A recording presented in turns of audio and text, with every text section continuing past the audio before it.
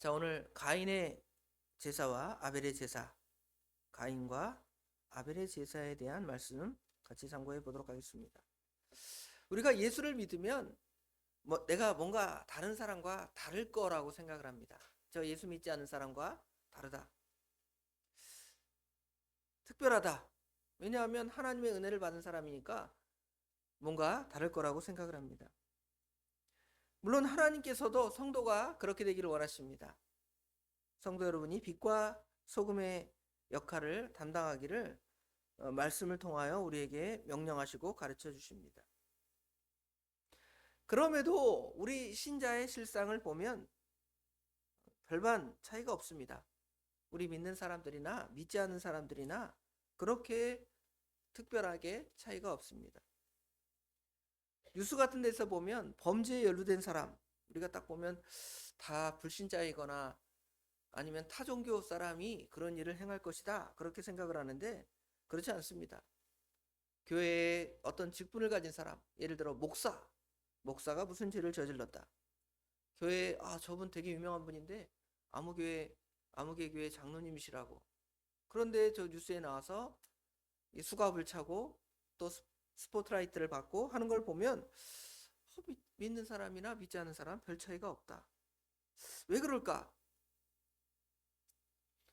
우리는 하나님께 예배드리고 하나님을 섬기는 사람인데 그들이 드리는 예배가 그들의 삶에 도움이 되지 않을까?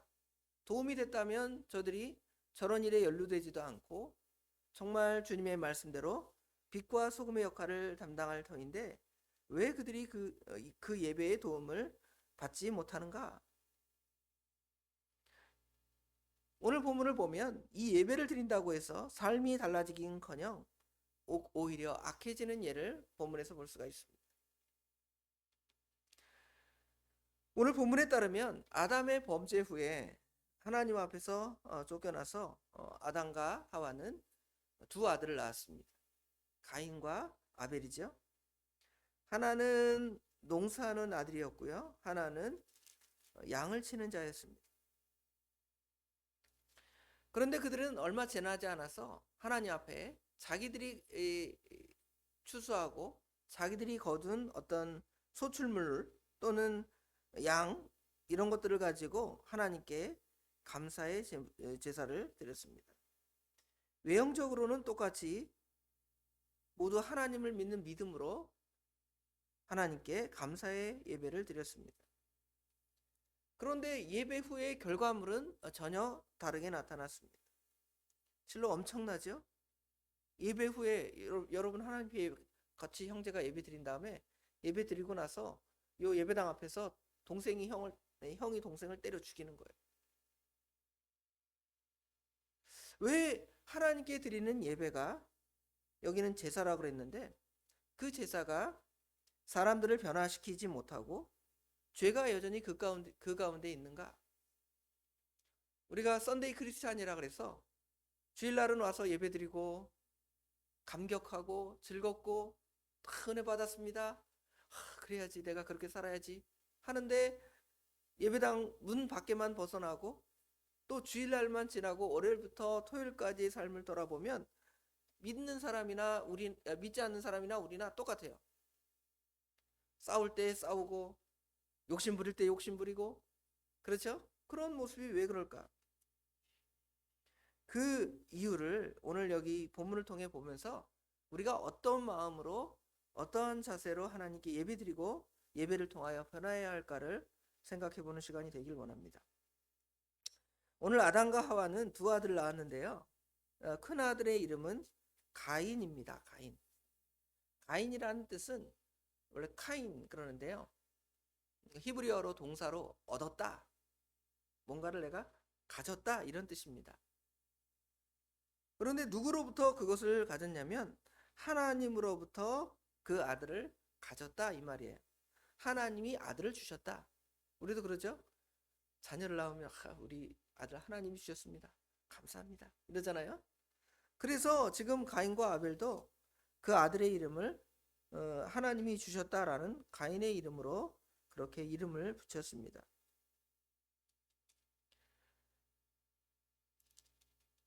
이것은 하나님께서 우리에게 주신 그 복음, 아까 기도에도 말씀드렸지만 원시복음에 보면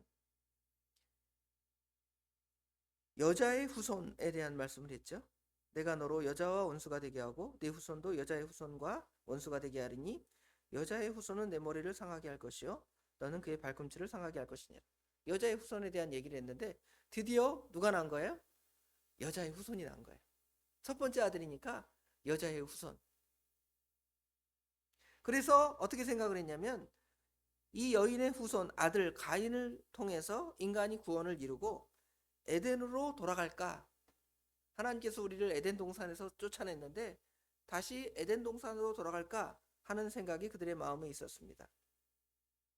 거기에 더해서 이제 하와는 아들을 낳으면서 굉장한 고통을 산고를 겪었어요. 내가 이 아이를 낳을 수 있을까? 임신해서 배 안에 갖고 있는데 아이를 낳을 수 있을까? 그러다가 그 아이를 낳을 때의 고통이 어제 말했잖아요. 굉장한 고통을 낳으니까 하나님께 뭐를 했을까요? 기도했겠지. 아이를 낳으면서 이 아들을 순산하게 해주세요.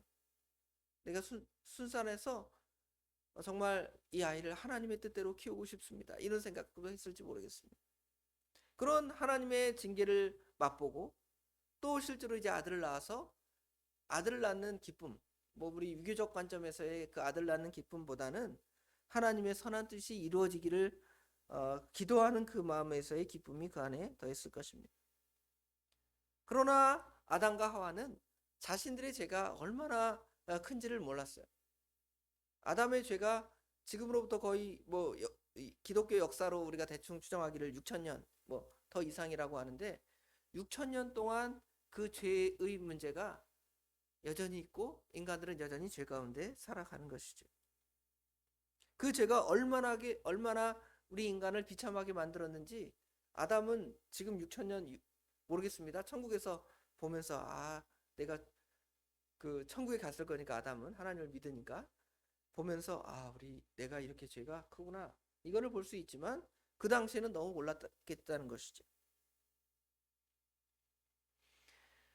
형이 아우를 살해하는 죄가 시작됐죠. 최초의 죄가 시작되었고 이후로도 뭐 최초의 죄라는 것이 사실은 아담과 하와가 하나님을 불순종하는 것이 최초의 죄이지만 인간적으로 드러난 최초의 죄는 형이 아우를 살해하는 모습으로 나타났습니다. 이 살인의 죄는 노아의 시대에 이르러서 더 많이 일어났어요. 인간 사회에 살인의 죄가 얼마나 많이 퍼져나가는지 어떠한 그 사회에서도 옛날 법에는 다 살인하면 죽는다 이런 법이 있어요. 우리나라 옛날 법 10조법이나 세상에 많은 법에 안에도 제일 그 사람의 그 죄 중에 큰 죄가 뭐예요? 살인하지 말라. 간음하지 말라. 이런 죄가 나오잖아요. 살인죄와 간음죄는 인류가 처음 죄를 지을 때부터 내려오는 그러한 죄고 그 죄가 엄청난 죄라는 것을 우리에게 가르쳐 주는 겁니다. 심지어 이제 노아 시대가 되면 죄가 너무 관영해서 예를 들어 살인하는 죄를 예산일로 생각을 하고 간음하는 죄, 결혼제도의 타락도 이렇게 쉽게 인간의 그 사회에서 나타나게 된 것이죠. 실제로 인간이 이제 여자의 후손이 오기 전까지 예수님이 오기 전까지도 얼마나 인간의 타락을 했는지 하나님께서는 대표적으로 이제 노아의 홍수 심판을 통하여 이렇게 하나님의 심판을 우리에게 겪게 하신 것을 볼 수가 있습니다. 아담과 하와는 그 죄를 너무 쉽게 생각을 했습니다. 여러분도 혹시 그 죄에 대해서 그렇게 쉽게 생각합니까? 쉽게 생각할 수 있어요? 뭐 그 정도. 남 미워하는 거 미워 내 마음속에 있는데 어떻게 알아? 시기하는 거 내 마음속에 있잖아. 별거 아니잖아. 그렇게 생각을 하죠. 그러나 사실은 그런 작은 죄가 그 마음속에 있는 죄가 겉으로 드러나서 사람을 죽이는 거예요. 시기하는 마음, 미워하는 마음이 없다면 사람을 죽일 수가 없는데 그게 있으니까 그 사람을 죽였잖아요. 그러니까 예수님께서는 산상보훈을 통하여 미워하는 것도 살인이고 시기하는 것도 살인이다. 그거 하지 말라고 그랬잖아요. 왜 그러겠습니까? 그러니까 우리는 사소하다, 아무것도 아니라고 생각하는 그 죄가 사실은 엄청나게 큰 하나님 앞의 죄인 줄을 깨달아요. 그걸 깨닫고 하나님께 제사하고 하나님께 예배드렸다면 우리가 하나님의 은혜를 받을 터인데, 그걸 깨닫지 못하니까 다시 또 죄를 짓는 거예요. 다시금 또 다투는 거예요. 다시금 또 미워하는 것입니다. 자, 지금 두 아들이 하나님께 제사를 드렸습니다. 2절부터 5절에 보면 어떻게 제사를 드리게 되었는지는 잘 모르겠습니다. 하나님께서 그들의 마음에 종교심을 주어서 예배를 드리게 했는지, 아니면 아담이 하나님의 말씀을 전해서 너는 하나님께 제사 드려야 된다, 그렇게 가르쳐줬는지 그 성경에는 명확하게 기록되어 있지 않지만 그 둘은 분명히 제사를 지냈습니다. 그런데 제사의 결과를 성경에서 가르쳐 주는데요. 여기 4절에 보면 3절 4절에 보면 가인과 아벨이 제사를 드렸고, 그 다음에 4절 하반절에 보니까 여호와께서는 아벨과 그의 제사를 받으셨으나 5절에 가인과 그의 제물은 받지 아니하신지라. 제사를 받고 받지 않음에 대한 이야기로 나오고요. 그 다음에 이야기는 가인이 분함이 그 안에 있고, 지금 오늘은 5절까지만 읽겠지만 분하여 한 후에 아우를 죽이는 죄까지 범하게 된 것으로 성경은 이야기하고 있습니다. 이 이야기를 처음 들은 사람은 누구일까요? 지금 이 성경 창세기부터 신명기까지, 이걸 우리가 모세오경이라고 그러죠. 모세오경, 모세가 이제 하나님의 말씀을 기록해서 이스라엘 백성들에게 전해주는 겁니다. 그러니까 이 창세기의 말씀을 최초로 듣는 사람들은 이스라엘 백성들입니다. 이스라엘 백성들은 하나님께 제사 드리는 사람들이에요. 하나님을 섬기는 사람들입니다. 그런데 하나님을 섬기면 다 돼, 이렇게 생각을 했지만 그러지 않습니다. 하나님께서 하나님을 섬기는 것에 대해서 제물을 받으시는, 그 사람과 제물을 받으시는 경우도 있고 받지 않는 경우도 있다라는 것을 이스라엘 백성들에게 보여주는 것이죠. 이스라엘 백성들은 하나님이 제사를 아주 광적으로 좋아한다, 이렇게 생각을 했습니다. 그래서 제사하는 마음, 그런 것보다 무조건 뭐만 하면 돼요? 제사만 하면 된다고 생각을 합니다. 오늘날 그렇게 생각을 해요. 우리가 하나님께 예배만 드리면 된다, 그렇게 생각을 하는 사람들이 혹시 있다는 것이죠. 그것이 아니라 우리가 하나님께 예배를 드리는데 예배에 대한 마음이 훨씬 더 중요하다는 것이죠. 어떠한 마음으로 하나님께 예배 드리는가? 또 시간이 됐네? 오늘 주일날이네? 교회 가야 되겠다. 이 시간에 또 새벽 기도의 시간이니까 하나님께 나가야 되겠다. 이런 단순한 어떤 마음으로 나오는 것이 아니라 이 예배를 드리는 자의 마음이, 내가 왜 하나님께 지금 이 시간에 나가는가? 나가서 어떻게 하나님을 섬겨야 되는가? 이것들을 우리가 봐야 한다는 것이죠. 왜냐하면 하나님은, 사람은 외모를 봅니다. 사람들은 외적으로 저분은 새벽 기도까지 나오시는 경건한 교회 권사님이야, 집사님이야, 이렇게 볼 수 있지만 하나님은 우리가 진짜 하나님 앞에 나와서 예배드리기를 원하는지, 아니면 그냥 집에서 놀고 싶은데 그래도 내가 체면이 있지, 권사인데 가야지, 외적으로 나온지 누구는 아십니까? 하나님은 아시잖아요. 하나님은 그 중심을 보십니다. 그래서 이사야 1장에 보면 이스라엘 백성들이 무수한 재물, 천천의 재물을 가지고, 만만의 그런 재물을 가지고 하나님께 나와 예배를 드리지만 하나님께서 그 재물을 패하시고 그 제사를 받지 아니하신다고 말씀합니다.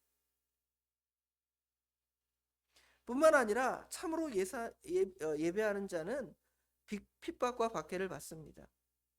아벨은 하나님 앞에 참으로 제사를 드렸지만 결국은 순교를 당하였잖아요. 여러분, 예배 드릴 때 순교의 마음으로 오십니까?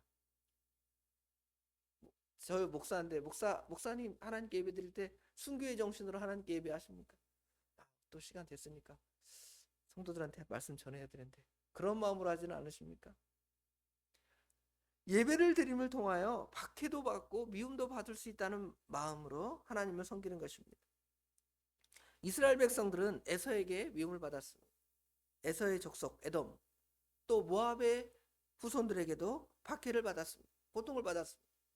왜 그러냐면 그들이 하나님을 섬기기 위해서 지금 애굽에서 떠나서 가나안 땅에 정착하기까지 그들로부터 계속 박해를 받는 것입니다. 히브리서 11장 4절에는 하나님께 나아가는 자는 반드시 그가 계신 것과 그를 섬기는 자에게 반드시 상을 주실 거라고 믿는 그 믿음이 없이는 하나님을 기쁘시게 하고 하나님을 섬길 수 없다고 말합니다. 범죄하기 전에는 우리가 하나님께 당당히 나아갔지만 범죄한 후에는 우리가 하나님께 그냥 나아갈 수 없어요. 그 수치를 가리우잖아요. 아담이 하와가 가죽옷을 입은 것처럼 하나님께 나아갈 때 짐승의 제사를 통하여 가죽옷을 입고 하나님께 나아가는 것. 수치를 가리고 하나님께 나아가는 것입니다. 인간에게는 종교성이 있습니다. 신을 섬겨야 된다 이런 것이 있지만 자신의 죄에 대한 그 고백이 없이는 진짜 하나님께 나아갈 수가 없는 것이죠. 하나님은 거룩하신 하나님이고 인간은 타락한 죄악된 인간인데 그 하나님 앞에 당당히 아무도 나아갈 수 없습니다. 그래서 지금 오늘도 아벨은 양의 첫 새끼를 드려서 기름으로 하나님께 드린 것입니다. 우리도 마찬가지입니다. 우리가 예배하러 나오고 하나님을 섬기러 나올 때 여러분은 마음껏 나왔지만 사실은 여러분에게 마음껏 나올 수 있도록 은혜를 주신 분이 있습니다. 그분이 바로 예수 그리스도십니다. 예수님 때문에 여러분은 지금 나와서 하나님께 마음껏 기도하고 예배드릴 수가 있는 거예요.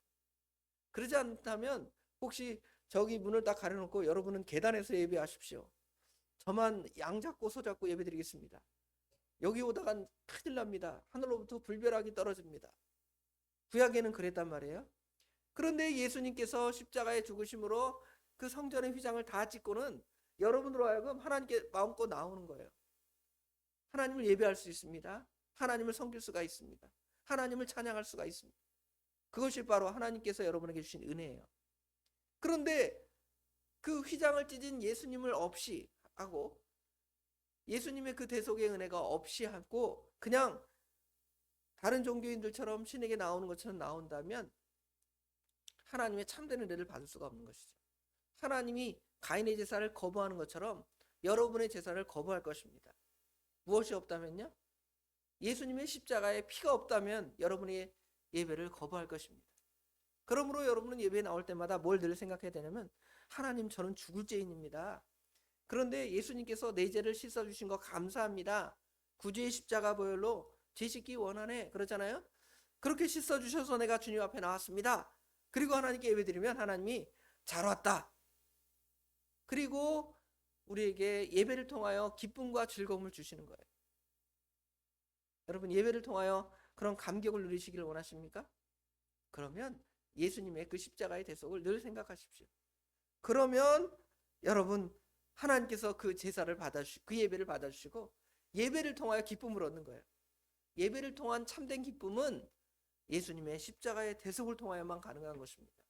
예수님의 십자가의 대속 없이는 예배에 참된 감격도 없고 그 예배를 하나님이 받으시지 않을 뿐만 아니라 예배를 드린 다음에 나아가서 또 무슨 일을 행하는 거예요? 죄를 또 짓는 거예요.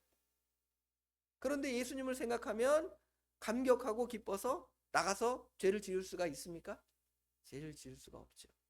그런데 예수님을 잃어버리고 사니까 우리가 밖에 나가서 죄를 짓는 거예요. 그러니까 예수님을 깊이 생각하고 예수님의 은혜 안에서 죄를 이겨나가는 저와 우리 예수사랑교회 모든 성도님들 되시길 주님의 이름으로 축원합니다. 기도하겠습니다. 우리가 가히 하나님께 나올 자격이 없지만 예수 그리스도의 보배로운 피로 저희로 하여금 하나님께 나오게 하시고 하나님께 예배드리게 하신 거 감사합니다.